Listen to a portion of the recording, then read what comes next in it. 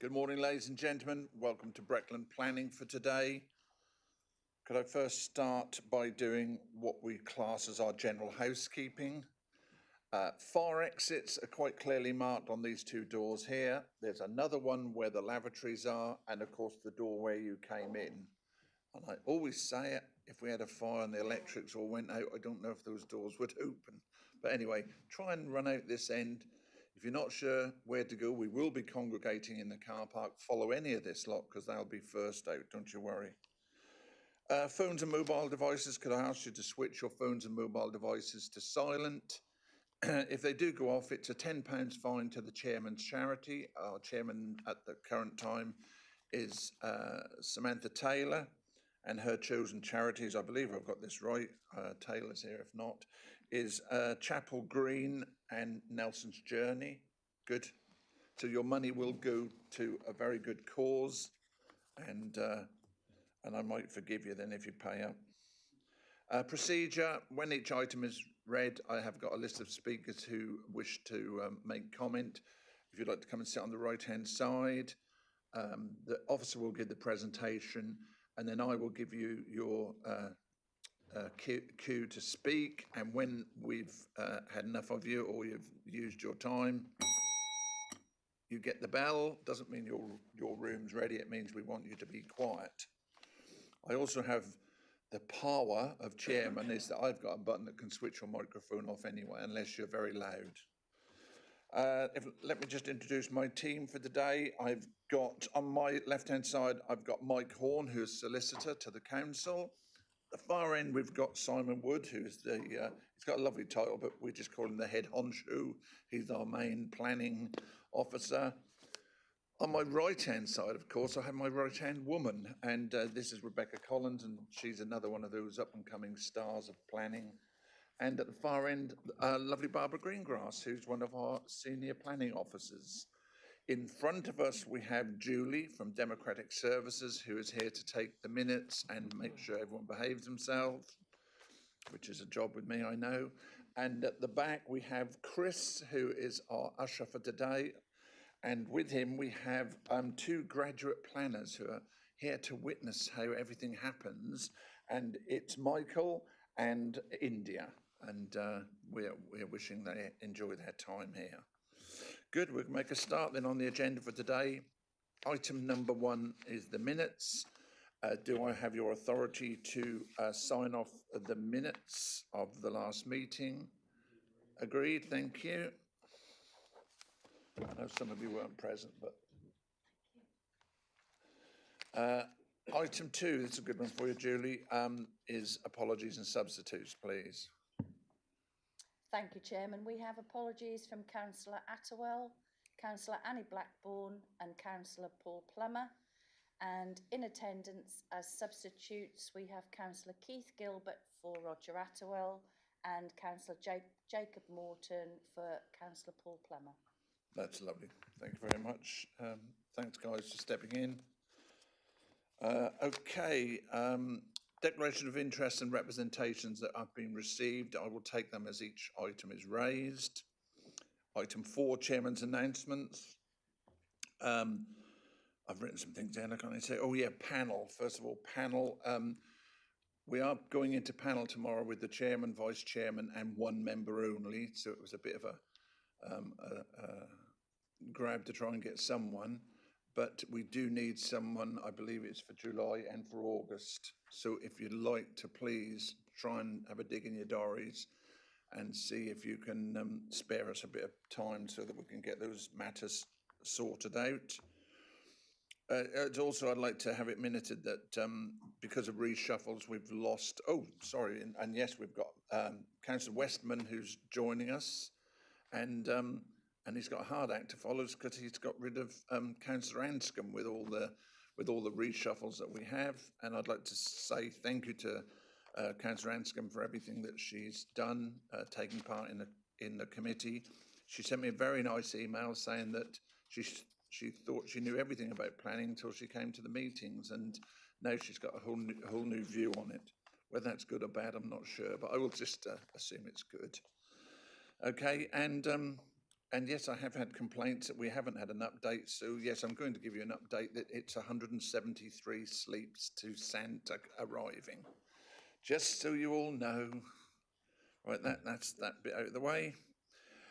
Item 5, we have requests to defer applications. Do we have none at all with a shake of the head? Thank goodness for that. Otherwise, we could just get up and go home. Item 6, any items of urgent business? None of that. Local plan update. That's over to you then, please, Simon. Thank you, Chairman. Just very briefly, we're in the middle of our parish council round tables. We had 3 sessions last week in the evenings here at Elizabeth House, and we've got 3 more today, tomorrow, and Thursday. Effectively, we've invited parish councils in to discuss with officers and amongst themselves the site allocation process. These are parishes that have had more than 50 dwellings put forward as potential sites within their parishes. And so far the meetings have been useful, certainly for officers, and I think for the parish councils. And I think it's fair to say that the parish councils that have come have found it useful and have appreciated the opportunity to pick this up at a relatively early stage in the process. The next sort of formal consultation will be in sort of October time, when the next Regulation 18 preferred options document goes out for that formal consultation. We are encouraging parish councils that if they do look at the call for sites, which is all available on the website with a useful video to explain how to access it and use it, and they have comments to make, if they email the planning policy inbox, the email of which I can never remember because it's got a dot in a strange place, so I'll leave people to find it for themselves. Then feel free to do so. We also have an all-member briefing scheduled here in the Anglia Room for the 24th of June in the morning. Invites for that should be going out fairly shortly.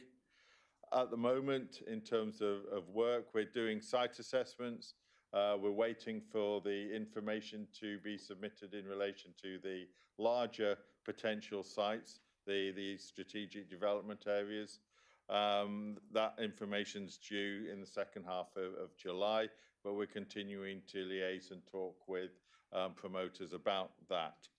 Just to finish, in terms of staffing, we have managed to recruit to the Principal Policy Officer post. That's due to start towards the end of August, and also to the Policy Officer post. I believe that post will start in about the next 3 to 4 weeks, Chairman. Thank you. Thank you very much. Any questions at all from members? No, that's fine. Could I just say, Simon, that my particular parish said they found it very informative and enabled them to really get to grips with the whole thing and have a serious input as well. Okay, that's fine. Thank you. Item 8, we have deferred applications, which we're not including any in today. So we move on to item 9, and that's item 9A, which is at Attleborough PL 2025-0454, FMIN, and we've got speakers for that, if you'd like to come forward. That's Councillor Andrew Westby, who's the chairman of Attleborough Town Council, Hemel Goodharnia and Elizabeth Burrows, MBE, who are objectors. And also we've got Chris Edge, who's the applicant, and Mr. Conkey, who's the agent. If you'd like to all come and sit on the right-hand side, please.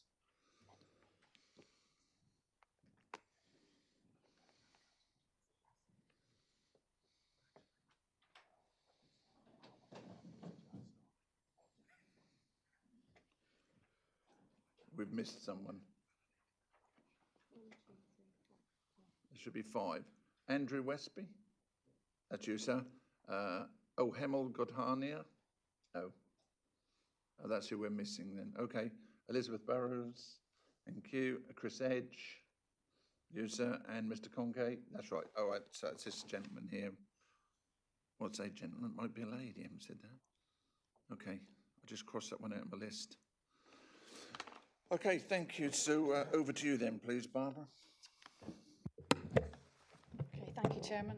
Good morning, everyone.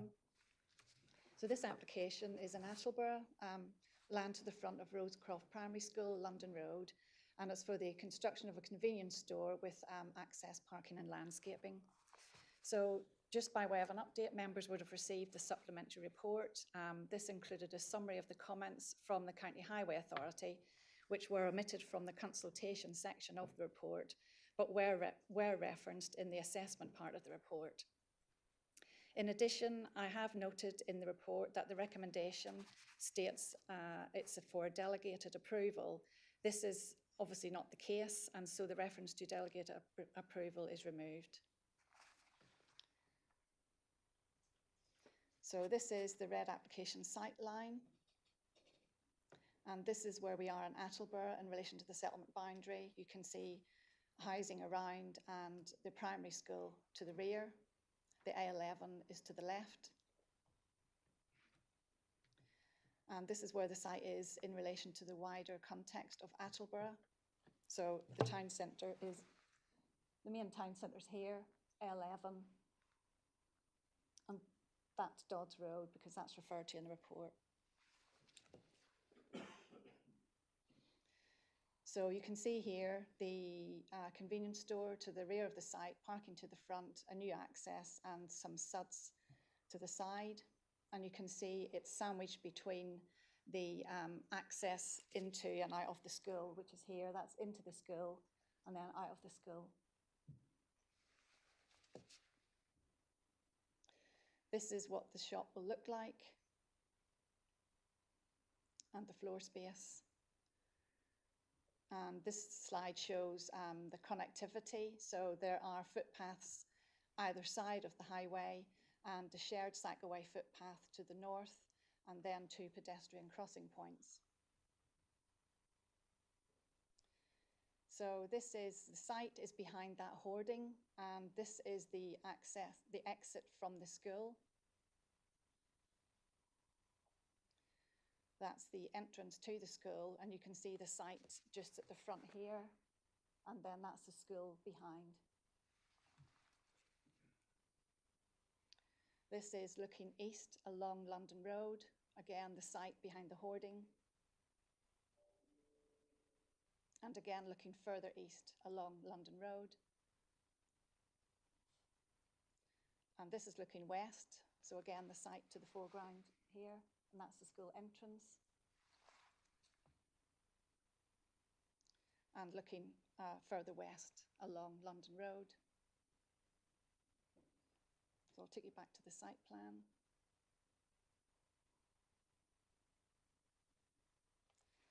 So we have a proposal for a 372 square metre gross convenience store to be occupied by the cooperative group. Parking to the front and service yard to the rear with delivery bay to the east and the new access onto London Road, and the existing wall that surrounds the site will be retained. So the proposed convenience store is considered to be a main town centre use, which would be expected to be located within the town centre. And this site is obviously out of centre. Policy EC05 of the local plan seeks to direct main town centre uses to town centre and requires a sequential test where the development exceeds 1,000 square metres, which is not the case here. And it also requires an impact assessment where the floor space exceeds 500 square metres gross. Again, that's not the case here because this is 372 square metres gross. Therefore, these tests are not required. However, the applicant has nevertheless chosen to undertake these tests to help officers, and the conclusions of those are that there are no alternative sites for this provision and no significant adverse impact on existing retail provision within the town centre. So you'll see in the report concerns have been raised by a number of residents and the owners of the Dodds Road shop and post office that adverse impacts will occur to that business and indeed town centre businesses. The retail statement focuses on the impact of the proposal on the defined town centre of Attleborough. The Dodds store is an out-of-centre location. There's no need to consider an impact on this store or any other out-of-centre store in Attleborough, as they are afforded no policy protection in either the local plan or within the MPPF. For the avoidance of doubt, the submitted assessment is to assist officers, and it focuses on Attleborough Town Centre and assumes that even if all of the convenience trade was diverted from the defined centre, the impact would in no way be considered significantly adverse. The new store proposed would not undermine the vitality and viability of the town centre. Furthermore, competition between local stores is not a material planning consideration and should not form the basis of refusing planning permission.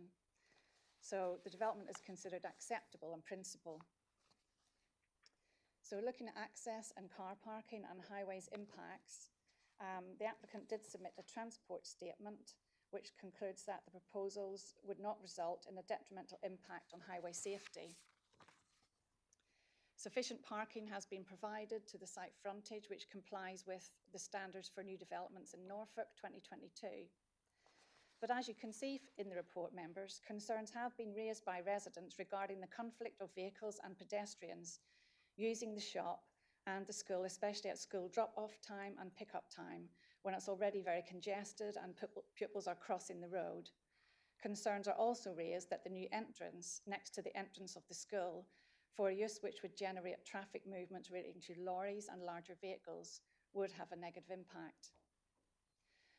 The applicant has advised that deliveries will be scheduled to arrive at the site outside of peak travel hours and will also be timed to avoid pick-up and drop-off times for the school, so that they do not lead to congestion at the site. It's also acknowledged that the site access is situated on a long, straight section of road with excellent visibility and intervisibility between the access and egress.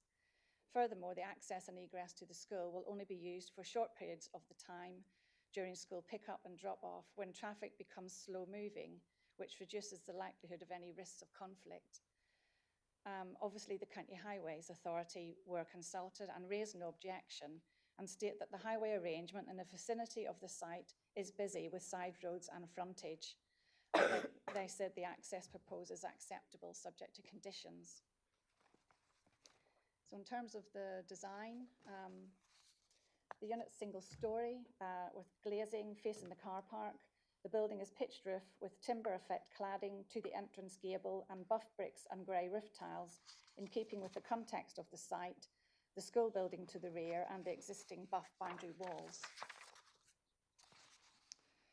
The surrounding area is made up of a mix of styles of materials and uses, and the proposals are considered consistent with the context of the site, being single story, so not visually prominent, and with buff bricks and glazing. So the design of the proposals considered acceptable. Looking now at impacts on residential amenity, as you could see from the slide, there are a number of residential properties around the site.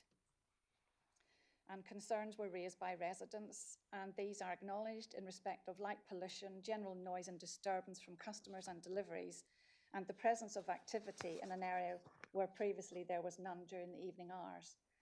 The shop has been set back into the site closer to the school, and the existing boundary walls will remain in situ. Careful consideration has been given to protecting the residential amenity of nearby residents.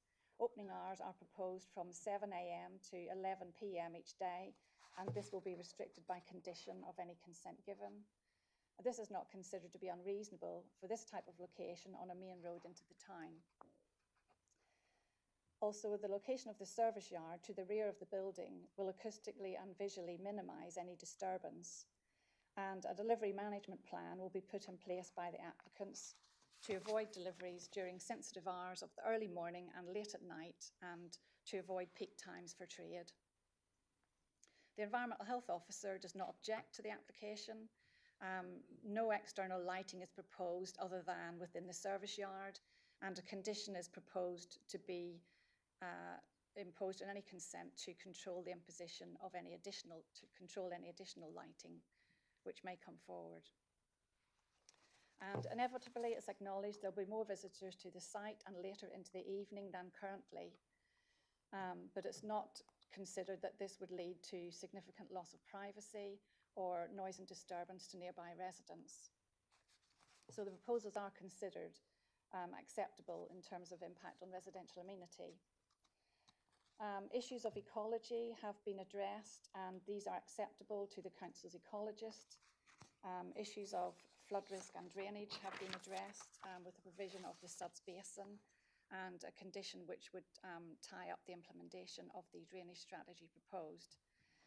Landscaping is proposed and is acceptable, as is any contamination risk.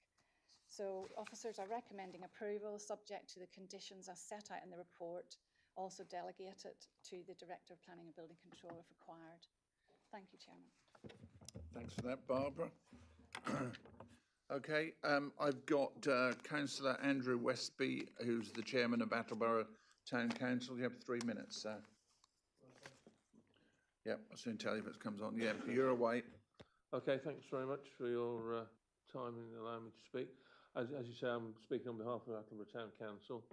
We've got a couple of objections or concerns, at least, about the proposal.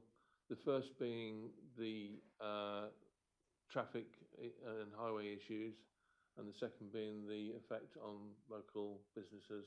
We've received numerous representations from local residents about highway issues. There are significant highway issues on the site at the present time, with conflict between cars arriving and dropping children off at the school. There's huge problems, excuse me, with irresponsible parking, particularly on the junction with New Road, and also I think it's called Harebell Road, the estate that's directly opposite. The highway layout is going to be prone to further problems. Professionally, I'm a chartered civil and structural engineer. I don't pretend to know the ins and outs of current highway arrangements, because I deal mainly in structural engineering myself, but it just doesn't look right. There's a school entrance and an exit either side of the development. There's a side road directly opposite. There's a principal side road, New Road, just a little way further down. The amount of conflict that is likely to take place is quite significant. The other issue that we'd like to raise, and we've had again a number of representations from local residents, is the effect that it will have on the Dodge Road store. It's an established commercial enterprise, but it also demonstrates a huge amount of community value, because, for instance, when the post office in town closed, they stepped up and took over the post office role. They've also done the same with the loss of banking facilities in the town, and they're very community minded and have made charitable donations, and it would seem a great shame that their established business will be significantly impacted by this proposal. That's all. Thank you. Thank you very much. We've got Elizabeth Burrows, please, who's an objector. You have 3 minutes as well, please. Yeah, press and let's have a look. Yep, you're on. Hello. If you'd like to pull it a bit nearer to you as well. Is that sufficiently loud? I hope so. Thank you for letting me make this objection. I'm a local resident. And I'm also chairman of something called AtCare, which is in charge of, well, developed out of our local neighbourhood plan, as in charge of social and with our set up charities for local social welfare. I've got two objections. The first is the location. One or two things that have been admitted to be mentioned to you is that it's the main access route to the A11 for the ambulance station and for the police station, and which go, and there is the only convenient exit onto the southbound traffic on the A11. So they're constantly being used by both ambulances and very fast ambulances. And it's on 2 bus routes. It's on the express double-decker bus that goes to Thetford from the town, and it's on the 13 bus that goes to Norwich.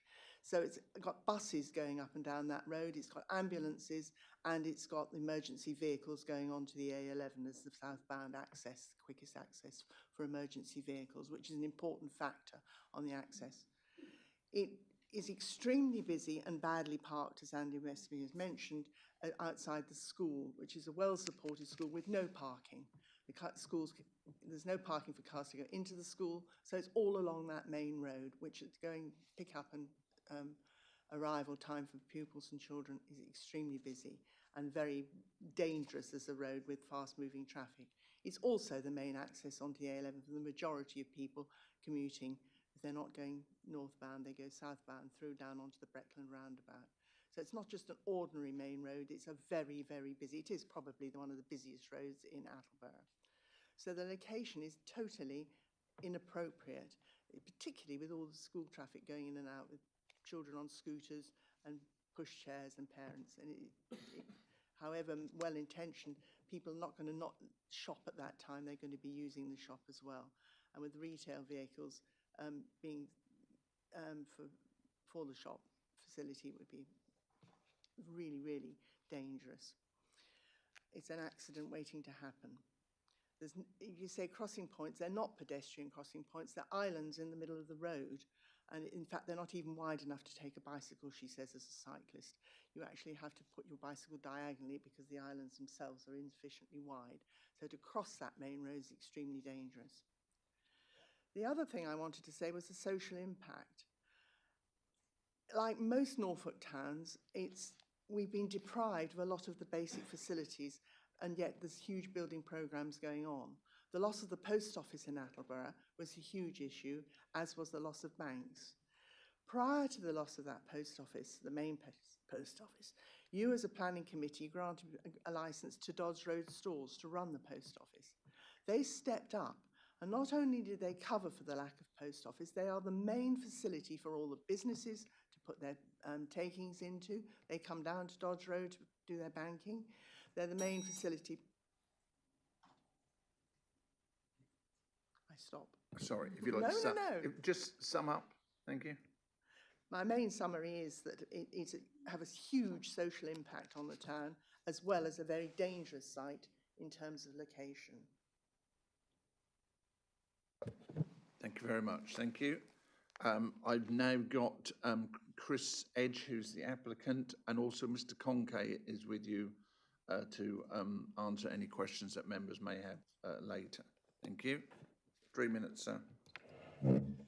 Thank you, Chair. Thank you, members. My name is Chris Edge, and I'm the Town Planning Manager for the Cooperative Group. You'll be aware that the Co-op is not the applicant for this planning application, but we are referenced within the application as being the occupant for the retail store should planning permission be granted. We have worked closely with the applicant LSP during the pre-submission stage to ensure that a robust planning application is submitted to the local planning authority. This included a pre-application advice request and information sent to the Town Council and ward members prior to submission. Following submission of the planning application, we worked in a positive and proactive manner with the planning office throughout the course of the application and responded promptly to address any concerns raised by statutory consultees or any local residents. As you'll also be aware from the report, there are no objections from any statutory consultees, subject to conditions being attached to the planning permission. We confirm we are happy to accept those conditions to make the development acceptable. Importantly, your planning officers have confirmed this site is acceptable in principle for the proposed development. However, a number of objections have been raised, which I deal with now. In relation to the impact on residential amenity, a noise impact assessment was submitted in support of the planning application. That assessment concluded that there would be no detrimental impact on nearby houses from the operation of the convenience store during the operating hours that have been proposed. Conditions have also been proposed to ensure this. Concerns were also raised over the impact of lighting, and a condition will be attached to the planning permission which would require approval for any lighting scheme before it can be installed. In response to concerns raised regarding the proximity of the primary school, all deliveries are proposed outside of school drop-off and pick-up times. A condition attached to the planning permission will ensure that this is enforceable. In addition, approximately 12 to 15 car parking spaces would usually be our requirement for a convenience store of this size. However, we are proposing 20 car parking spaces, which can be used by parents to help with school drop-off and pickups. We've provided this elsewhere, and as a community operator, we're happy to accommodate this. In relation to site access, this is located on a straight section of road with excellent visibility. Although the site is near to the entrance and exit of the school, these are only used for a short period of time during the day. This access is located in the only feasible location for the site, and although cutting across a footpath and cycle lane, this will be the solution for any new access to the site or any other site that is accessed from a main road. The retail impact assessment has been submitted in support of this application.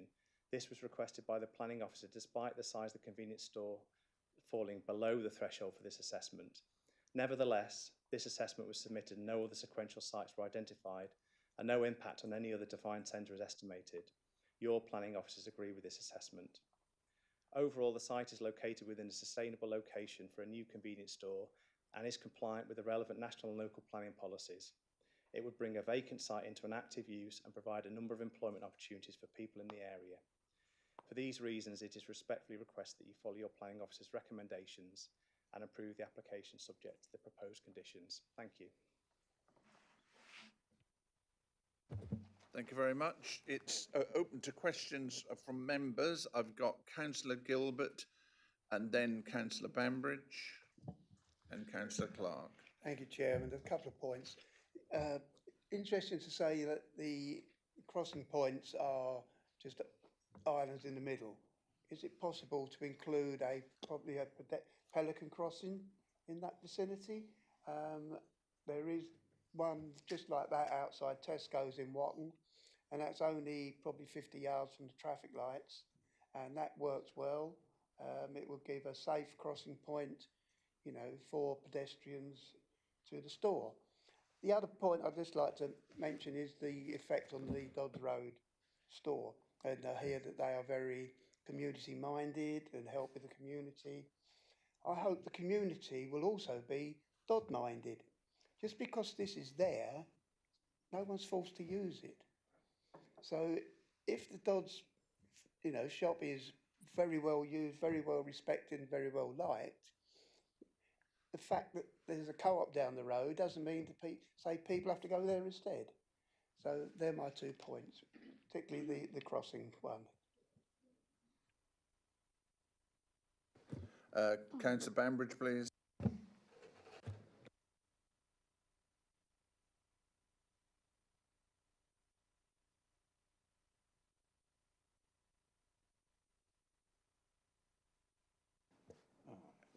I'm there. Thank you. I actually have 2 concerns, Chairman, which hopefully can be addressed. First of all, and specifically, I tend to agree with the Attleborough Parish Chairman about foot access to the site.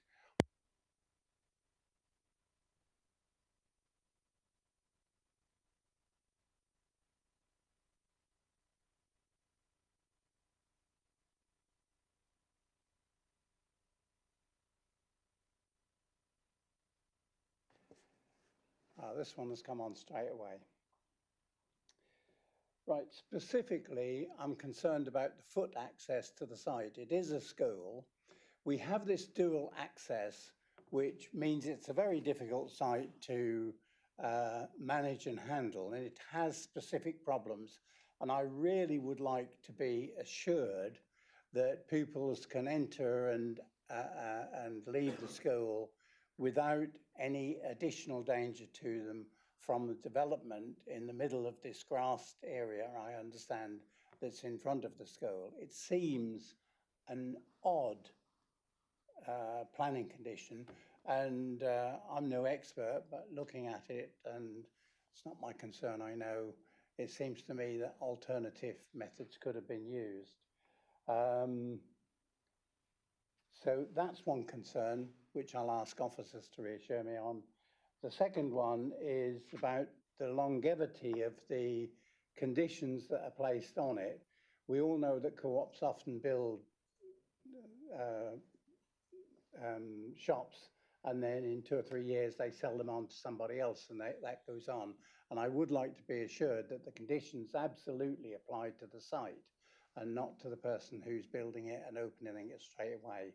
And I may be out of order saying that. I'm sorry if I am, but it is a concern. Thank you. Okay, the officer will come back at the end, but it's my belief, whether I'm right or wrong, that Co-op are not actually building it. Co-op are not building it.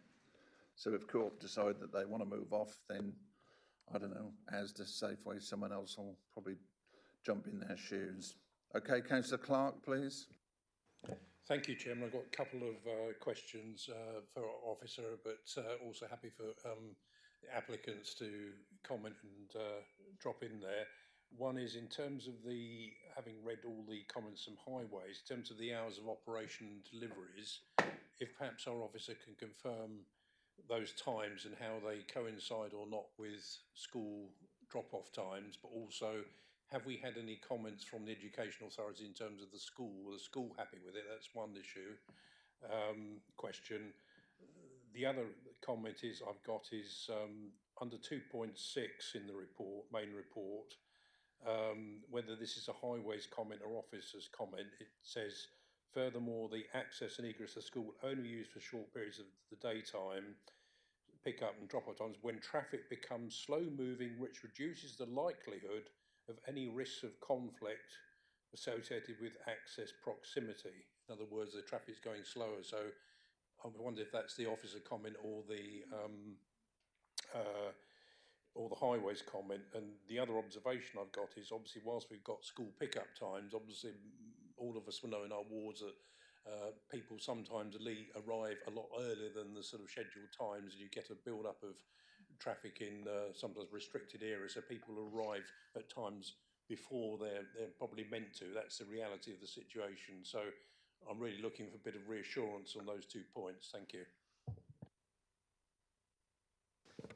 Okay, any further questions? Councillor Taylor, please. Thank you, Chairman. Similarly to Councillor Clark, I had concerns about the proposed delivery times between 7 a.m. to 8:30 a.m, 9:30 a.m. to 2:30 p.m, and 4 till 6 p.m, which obviously those times do coincide with this typical school pick up and drop off. For those that know the area well, they will know that actually on London Road to New Road, particularly on those junctions, they are completely covered with cars, like the entire street corner and down both roads. A friend of mine until recently lived on New Road, and actually even her driveway would be parked on at school time because there is no parking facilities with the school. So the traffic particularly and the issues with visibility that the car parking causes itself already, I think would be a cause for concern. Even if the road itself has good visibility, the cars and the parking that is presenting a problem then restricts that.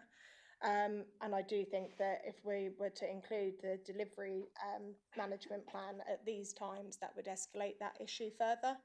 I did also want to raise about the impact on community services as a consideration, and where that would normally apply to healthcare or schools, would that also apply to the provision of the post office at Dodds Road, rather than Dodds Road store like as a whole, but that service that it offers, that is the only service that the town has.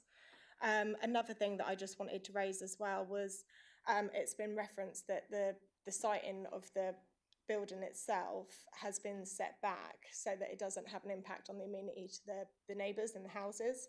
But I do wonder the impact that would then have on the school, particularly, and I know this might not be a material consideration, but in respect of selling tobacco products or vapes and then being immediately adjacent to a school site, I just think that that's quite uncomfortable. Thank you. Thank you. I'll take Councillor Taylor, a different Taylor. Councillor Taylor first, and then I'll take you at the end, Peter.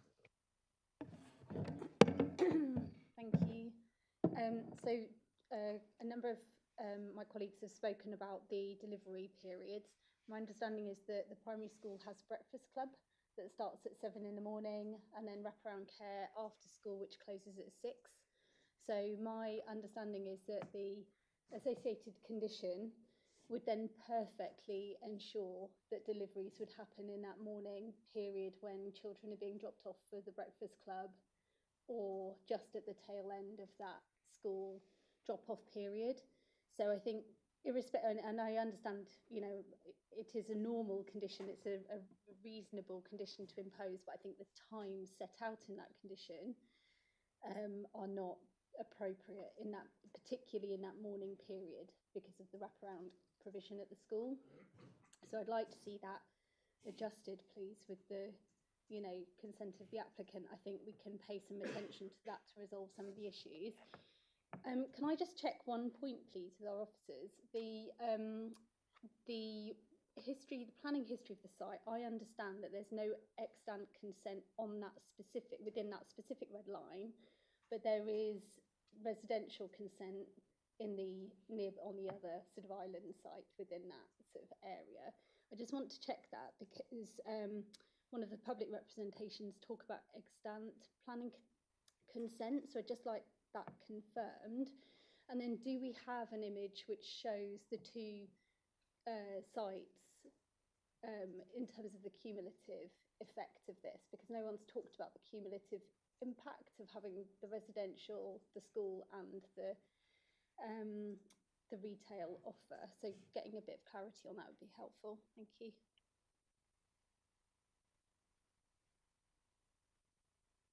Okay, thank you.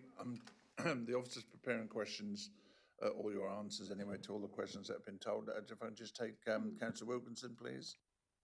Yeah, thank you, Chairman.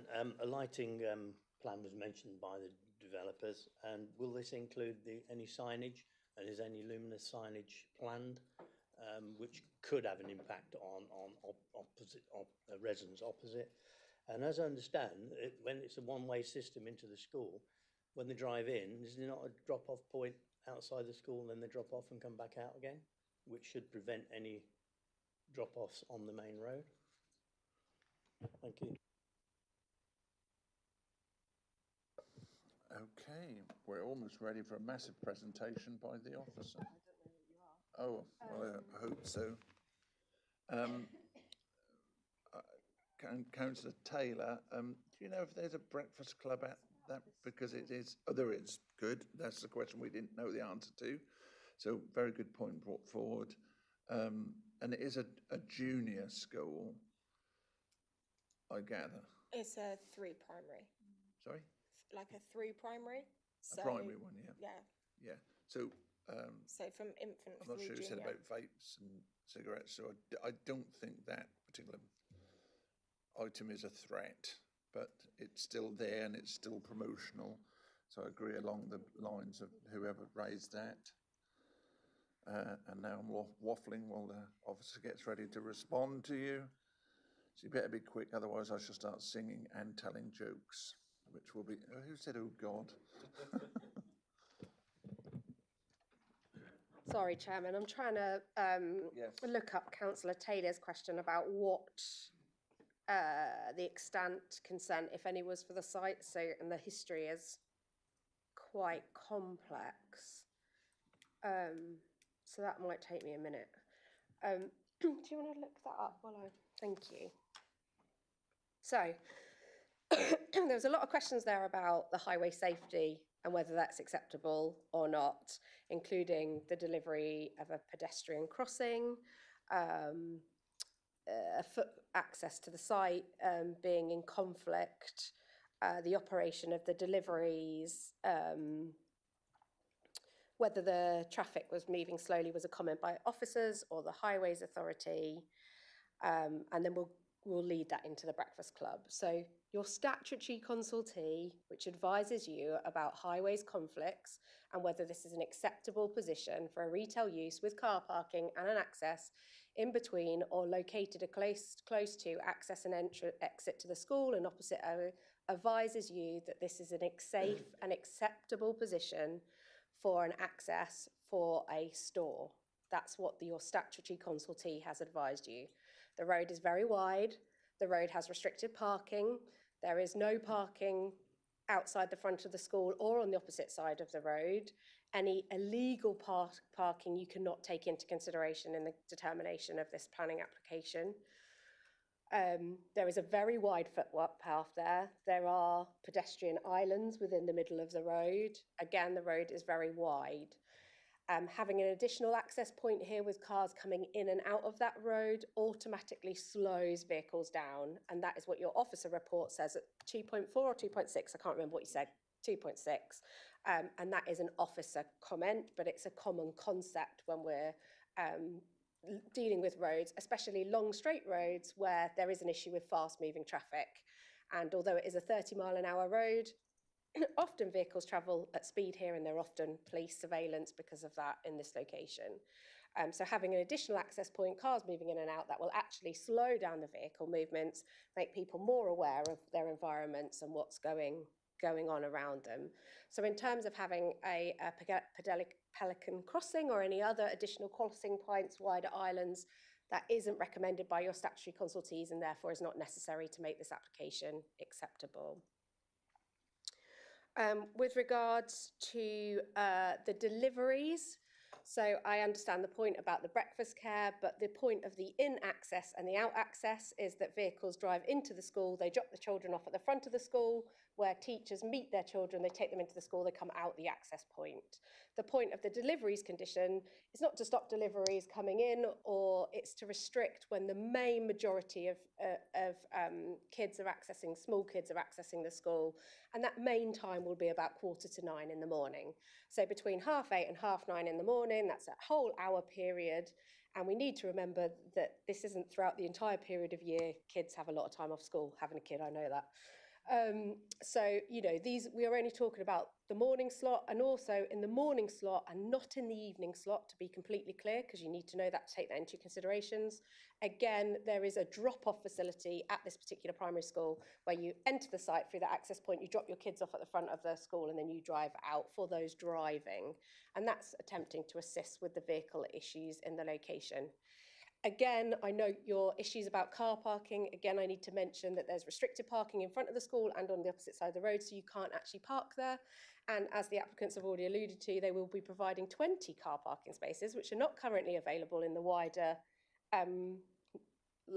residential network, where they're more than willing for parents to come and park and drop their kids off and pick their kids up. So we'll actually help to alleviate problems of wider car parking in the surrounding estate roads, because there will be car parking spaces available at the co-op.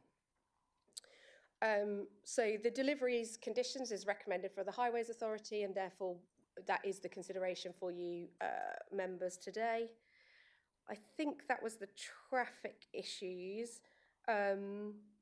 There's been a comment said about Dodds Road and the conflict in the post office. A community facility, probably a commercial facility, but competition isn't a material planning consideration. So I understand, but there's nothing in front of you members to say that a store in this location would have a direct impact on either Dodds Road store or the post office, other than speculation, and you cannot take competition into consideration as a material planning consideration. Lighting and signage, we've got a condition with regards to lighting. Signage is not part of the application at that time. They need a separate advertisement consent, and I don't want to speak for the applicants, but I suggest that's because they're formulating their end occupier, and once they've done that, they will apply for appropriate signage, and that will require advertisement consent. I'm trying to go back over my notes. I understand the concerns about selling tobacco, alcohol, vapes very close to the school. Antisocial behaviour can be a material planning consideration, but I would suggest that you don't have any facts to support that there would be a conflict in that regard. And often, and you may, Councillor Taylor, you may want to ask the applicants to confirm what their arrangements are for things like litter picking and things like that around their sites. They may not have that or not, but some big stores tend to have that. It's up to you whether you want to ask them or not. And then do we know about the use? What was the application site for the schools? Yeah, I thought the same thing. So we think that site formed part of the school site permission. So you asked about whether there was an extant consent or not. So it was in the red line for the school, but didn't actually end up forming part of the school grounds. I'm just going to check, Chairman. Do we think I've answered? Oh, Councillor Clark asked about hours of deliveries. That's in condition 12. Yep. And also Councillor Clark asked whether we'd had comments from the school. We haven't. I think I've answered everyone's questions to that point. I just wanted to go along No, with... you haven't. Oh, Councillor Bambridge? I did specifically ask to be reassured on foot access to the school. And a number of pupils will obviously come by car and be dropped off. But one would assume, as an infant stroke junior school, that a number of them will still walk in. And what I asked for was specifically how they'd get in, what arrangements are made, what their paths are. Thank you. They will remain as existing. So the only change will be the access entrance point to the co-op store to the car parking area. So there's no planned changes to any of the surrounding footway network. Can you explain to me on one of the maps exactly where the pupils do walk? Well, it was my belief, and I'm sure Barbara did outlay it, that there is adequate pedestrian access along all the streets leading to the school. The only question I would ask is, obviously, can you walk in a gate that cars are coming out of? In other words, can you go in the exit on foot? Which I would if I'm lazy. I wouldn't walk all the way down and go in when I could just nip straight in. But that's just me.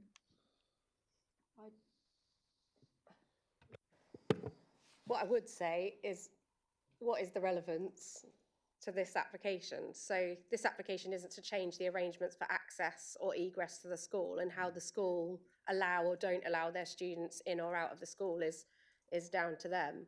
What you need to be considering, members, is what is the impact of this development on the accessibility to the school, and your Highways Authority, who are your statutory consultee, are saying there isn't an impact.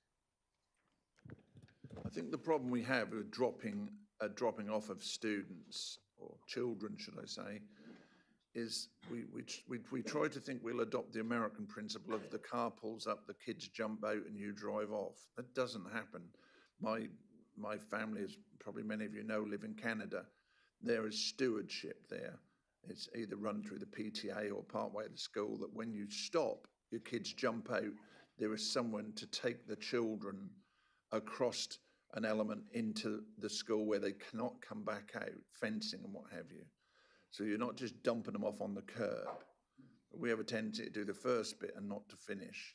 I'm not 100% sure how it works at this particular school. Sorry, Councillor Taylor. Thank you. I want to follow up on this delivery. Yep, I understand our officer's observation that the statutory consultee says a particular thing, but the statutory consultee is in fact human and therefore fallible. So I think it's worth just looking a little bit more detail around the deliveries. The observation that the delivery management plan is there to avoid conflict and therefore risk with respect to only the smallest children, which is what you were saying, doesn't hold with respect to paragraph 2.6. I'd be interested to know, and I think the fallibility of people involved in the consultation is a legitimate thing to just gently interrogate, not to remove the condition is valid. I'm curious to know how many deliveries are anticipated a day, if that's being considered at all. It strikes me that a very easy way of resolving this, because I'm assuming that the Highways Officer was not aware of the wraparound provision at the school, would be simply, again, with the applicant's consent, to remove this between 7 AM to 8:30 AM part of the proposed condition 12. Because as I say, that does seem, to my mind, to perfectly align with the wraparound provision in the school drop-off. think my point was that the majority of school children are coming in, walking from that front entrance at about 8:15 till 9:30, so for 8:45, 9:50 start at school. This condition is not to protect every single child that uses that footpath network, because then we wouldn't allow deliveries at all. It's to protect the majority of children at those key pickup times. So it's not to protect any child.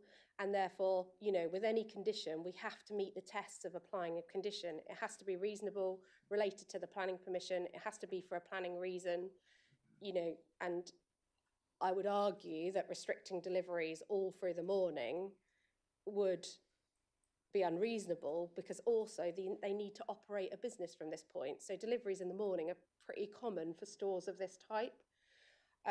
Obviously, Chairman, you may want to ask the applicants as to whether they have a view about deliveries and whether they need that slot, but common business function with a delivery in the morning, and therefore to remove that, I would say, is unreasonable in planning terms without sufficient justification, and we don't have that from our support from our Highways Authority. Okay, thank you. What you don't see is her hand under the desk gripping my wrist and putting her fingernails in for me to ask the applicant if you'd like to make comment on the subject of the deliveries. Thank you. Yeah, I can comment on that. Generally, we will have a sort of, 7 till 6 delivery slot as part of a planning condition, where planning officers or members think that there might be some conflict with a competing use, be it a school or what have you. We can rein that in and have sort of, the school pick-up and drop-offs removed from the condition so that there's no conflict. What I would say about that 7 a.m. to 8:30 a.m. slot is that is quite important for the business, particularly in terms of bread deliveries, for instance, but also fresh deliveries. So it wouldn't be something that we would really want to remove, if at all possible, because it would probably have an impact in terms of getting stock on the shelves first thing in the morning when customers would be demanding those goods. I think the concern is basically the 16-ton vehicle driving across the pavement area, because that's what it is. It's it might be the entrance to the store, but it's the pavement area as well. When there could be children to the left or the right of that vehicle trying to turn. So that's a concern at these peak times. So there could be some work left for you to do with that question. Yeah, I understand that. And the reason why it's proposed not to have deliveries between 8:30 and 9:30 is to miss the vast majority of the school drop-off time. You'll appreciate in an urban area there are going to be conflicting uses, there are going to be competing uses, there are going to be people walking on the footpath, be they children or adults or whoever, and the delivery drivers have a risk assessment pro forma for every single store that they have to adhere to. So they are, these are professional drivers, they are not, sort of fly-by-night, individuals. So they are well versed in getting in and out of tight spots, dealing with people on footpaths, pupils, etc., etc. So, they are experienced drivers. Good. Get them to deliver my Amazon parcels then. Councillor Bambridge, please. Yeah, sorry to come back again. This is a slightly different subject, but it is something you mentioned in your summing up there. You made a great deal about the fact that crossing the main road was facilitated by islands in the middle of the road. We heard from and I appreciate the highways officers were obviously happy with that, but you heard from one of the objectors that those central reservations are so small that you cannot stand on them with a bicycle because they're not wide enough. Is there any way we could get those islands improved? I am still very concerned about foot access to the school, and the islands seem to me to be a key in that. And perhaps, I mean, it's a pity the highways officer is not here, I think.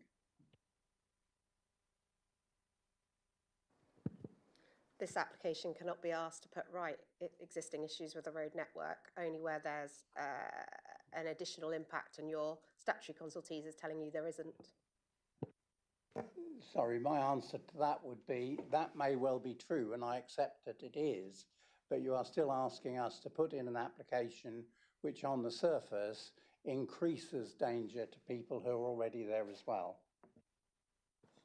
Your statutory consultee tells you there is no increased danger. Okay, any further questions before Councillor Wilkinson? Yeah, thanks, Chairman. It's not a question really. I was just thinking about the deliveries. I can imagine that obviously fresh products for the shells goes in every day, but I should imagine the heavier trucks with the bigger bulk deliveries would not be accessing there every day, would they? Because your turnover would be unbelievable if that happens. So I would imagine the bigger lorries with the heavier loads would not have to turn up every day at 7 o'clock in the morning.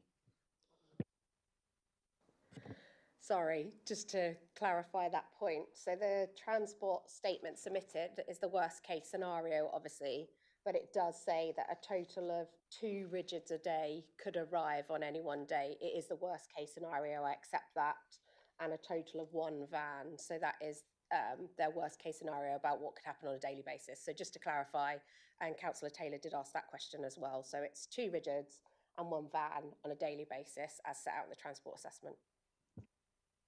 Okay, thank you. With that in mind, I'm going to now take the vote on this, if you don't mind. So with regards to Attleborough PL 2025-0454, your officer's recommendation is one approval. Could I have a show of hands, please?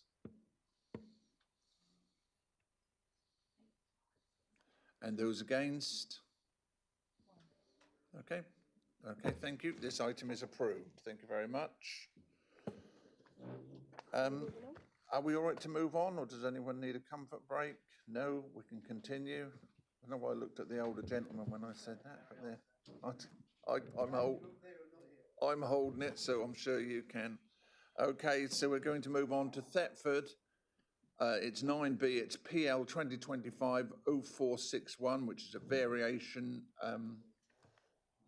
and we'll hand over to Barbara as soon as she can get on. We've got no speakers on this particular item. That's at Carvin Retail Limited, 3 Anchor Place in Thetford.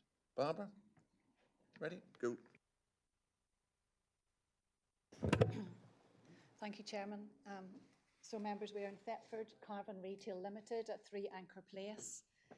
This is in off Bridge Street in the centre of Thetford, and they wish to vary condition 40 on a 2012 planning permission to allow 24-hour trading via a secure hatch during overnight hours, and it's just for Unit 4, so it's not for the whole complex. This is one small part of a large complex. You had a supplementary report which sets out that since writing the officer report, we've had discussions about the recommended new condition set out in paragraph 2.7 of the report and listed as condition 41. We've decided this is no longer required to make the amended condition wording acceptable. So this is where we are. So this is if you know Thetford, this is the cinema and the travel lodge. And Unit 4 is within that complex. That's the river. This is the travel lodge and the cinema with a car park at the back, and this is Bridge Street. You can see here the unit ground floor within the larger complex. And this is the site. So you've got the river here, you've got the cinema, and this is the travel lodge. And then underneath, you can see the shop. I've got a closer photograph. So this is the shop. It's a double unit. That's opposite the site, across the other side of the river, the Bell Inn. And this is the unit outlined in red. And this is the proposed type of secure hatch. And they wish to site it within the shop front here to allow for night pay. So the original condition was for the whole complex, and you can see the wording in there. It restricted the opening times from 7 in the morning till 12 at night. So the applicant wishes to be able to trade for 24 hours during a secure hatch, meaning the doors will remain shut and purchases made through the hatch to be inserted within the existing shop front. So these operating hours would only be for Unit 4, even though the condition related to the whole complex. The applicant wishes to operate a Budgeon's A1 retail store. So officers are content with this amendment. The Council's Environmental Health Officer has not raised any objection. It's worth noting that there are other activities, late activities there. You have the cinema and you have the 24-hour gym next door. So we feel that there will be activity around there anyway. So the amended wording, as you can see in the report, does the insertion of except for Unit 4, which shall operate for 24 hours with trading between the hours of midnight and 7 a.m. solely via a secure hatch. So we're recommending approval of the amended wording of condition 40. Members. Do we have any questions at all? No. Councillor Bambridge. Sorry, Chairman.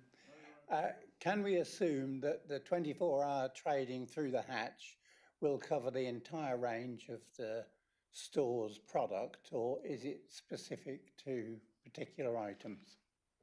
Get in the drawer, I think. It will depend on their licence. I think if you want a big jumbo pack of nappies, they might struggle to get that in the drawer. They might have to unpack and slot them in one by one, which is something you might need in the middle of the night, a bag of nappies. Well, not you, Councillor Bambridge, but... Okay, no further questions? Okay, thank you very much. So with regards to Thetford, PL 2025-0461, variation, your officer's recommendation is approval. Could I have a show of hands, please? Unanimous. This is approved. Thank you. Thank you very much. Okay. Moving on to item 10, which is applications determined by the Director of Planning and Building Control, which are there for your information. And item 11, appeals, a summary, also there for information. And with that, the short meeting for the day. And thank you for taking the time to travel here to get those things tidied up.